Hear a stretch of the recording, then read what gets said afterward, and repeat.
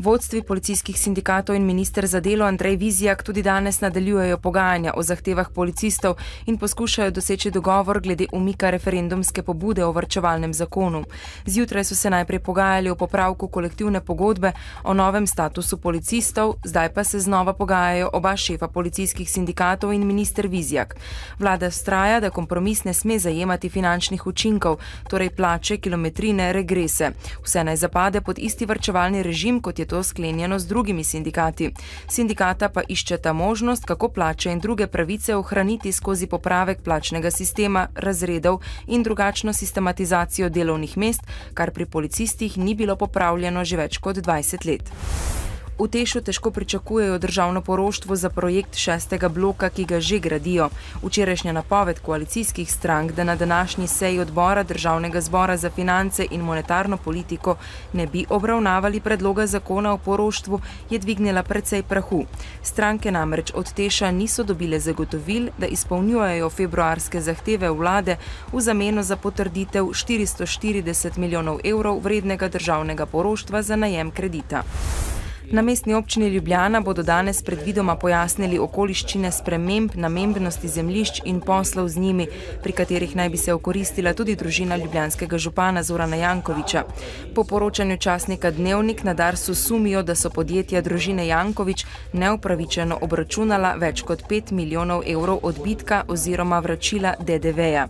Mediji so namreč poročali, da ima podjetje Baza Dante, preko katerega naj bi se v podjetje KLM Naložbe prelilo 400 tisoč evrov, v Ljubljani zemljišče, ki mu je MOL julija 2010 s sprejetim občinskim prostorskim načrtom spremenila namembnost, s tem pa se je dvignila vrednost zemljišč.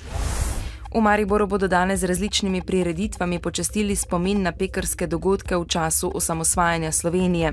Osrednja slovesnost bo potekala popoldne pri izobraževalnem centru v Pekrah, kjer bo slavnostni govornik, poveljnik poveljstva za doktrino, razvoj, izobraževanje in usposabljanje Slovenske vojske Vladimir Maher.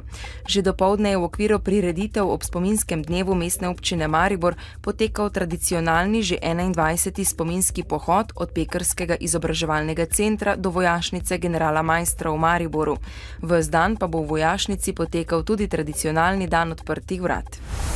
V Mariboru so se danes tradicionalno srečale nekdanje interniranke nacističnih koncentracijskih taborišč Auschwitz in Ravensbrück. Srečanja se je od 660 živečih nekdanjih taboriščnikov udeležilo kakih 50. Med drugo svetovno vojno so nemški in italijanski okupatorji v koncentracijska taborišča in zapore poslali približno 22 tisoč Slovenk, po koncu vojne pa se ni vrnilo približno 9 tisoč internirank. Jutri bo sprva precej jasno, sredi dneva in popoldne pa spremenljivo oblačno s krajevnimi plohami in nevihtami. Pihal bo severni do severovzhodni veter. Jutranje temperature bodo od 10 do 14, najvišje dnevne od 21 do 26 stopinj Celzija. V petek bo sončno, popoldne bodo krajevne plohe, še bo tudi vetrovno. V soboto bo spremenljivo oblačno, sredi dneva in popoldne bodo krajevne plohe in nevihte. V Dnevniku televizije Maribor ne zamudite. Snaga ob koncesijo za azil. Marprom še vedno nima sklenjene pogodbe z Veolijo. V UKC Maribor uvedli novejšo tehniko operacije hrbtenice. Bodite z nami ob 18.